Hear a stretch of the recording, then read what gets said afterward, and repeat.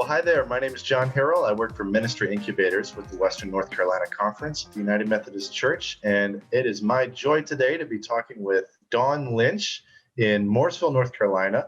Dawn, what a joy to speak with you today. Thanks, John. It's great to be here with you. Yeah. And Dawn is doing an installment in our conversation series around people who are doing innovative ministry in North Carolina, and very graciously agreed to share with us a little bit about community yoga. So Dawn, thanks again for your time, and would love for you just to tell us a little bit about community yoga and what you all do and how it started. Okay. Yeah. Awesome. Thanks again for asking me to be here. I love working with fresh expressions and talking about them. And yoga is one of my passions. So I appreciate the opportunity to speak about it. I work with West Church in the Lake Norman area of Mooresville, North Carolina, and we host a community program called Community Yoga, and it formed in 2007 kind of by accident. We were looking for some fun opportunities to do during a summer small group series, and yoga was one of the 7 things we offered during the summer, and it was just very highly attended, and people were like, can we do this more? And there were a lot of community people, so there was a lot of reach outside the walls of the church, and we just thought that was really cool. So we said, yeah, we would love to do this some more, and just kind of started exploring some different opportunities there. So, and then in the mix of all that time, I was being trained in fresh expressions with the conference, and that kind of that listening being that first key. And we were in the community listening to the people, and it just kind of organically formed and grew from there.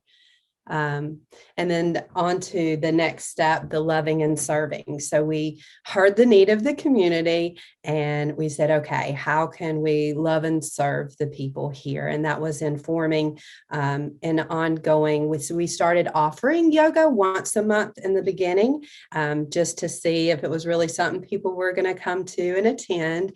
And it was, and it just kind of grew from there. We grew and established new community partners. So about 4 months later, we started meeting twice a week versus monthly. And by June of 2019, we started meeting weekly. And it was really cool to see how that community really started building community within itself. And the people that came regularly got to know each other. They were excited to invite their friends. And because I was being trained in fresh expressions, we kind of had that background and knowledge to be able to reach out and say, okay, what do we do here? This is happening. What's next?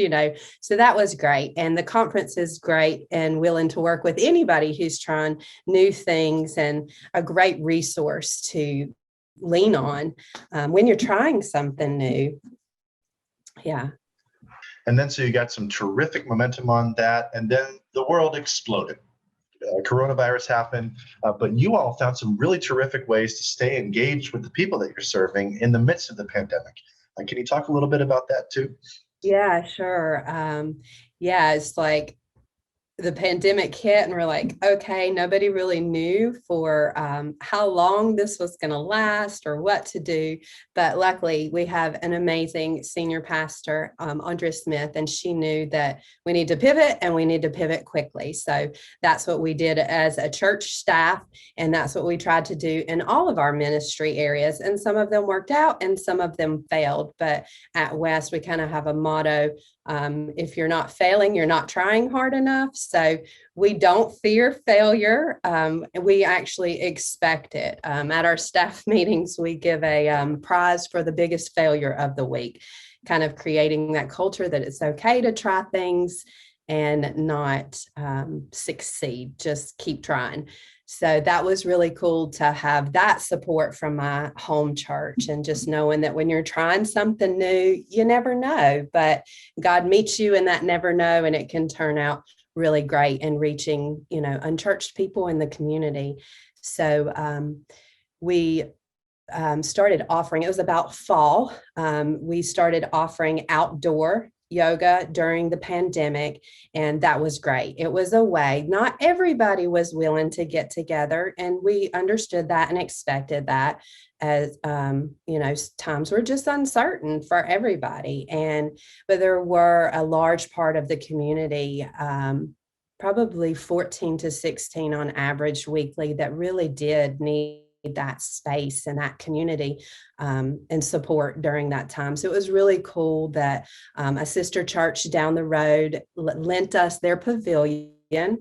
West is a mobile church, so we didn't have a space, and our community partner had shut down, unfortunately, during the pandemic. A lot of businesses weren't able to open. So that was a really cool way that we were able to pivot and kind of support the community that was able to get out safely. Absolutely. And I think of people who are thinking about starting something new and they just feel all the risk for failure. And what you said about, the award for the biggest failure of the week. And if you're not failing, you're not trying hard enough. That's so invigorating, because it seems like there's permission to do things the wrong way in the pursuit of something bigger and even better. Is that fair?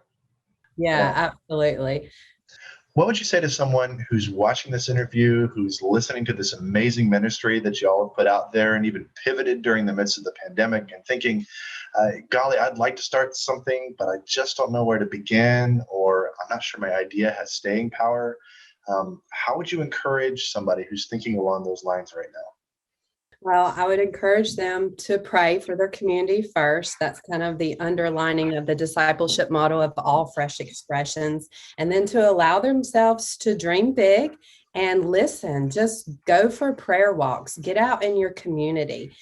Meet your community partners. Who are your business owners? Just talking to people and having that underlined prayer, and then listening, because truly, like, you will hear people's needs, and God intersects and does amazing things, and really cool things can be born out of that. So yeah, just definitely be willing to listen and kind of explore your community with an open mind. Well, Dawn, thanks again for your time today.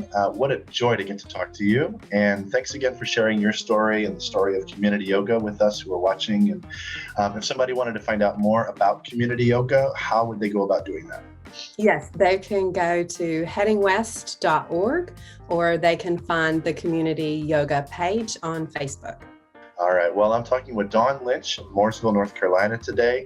And thanks again, Dawn. My name is John Harrell. I'm with Ministry Incubators at ministryincubators.com. You can also find out more about the conference's innovation efforts at WNCCUMC.org/innovation. Thanks so much, and we'll see you next time.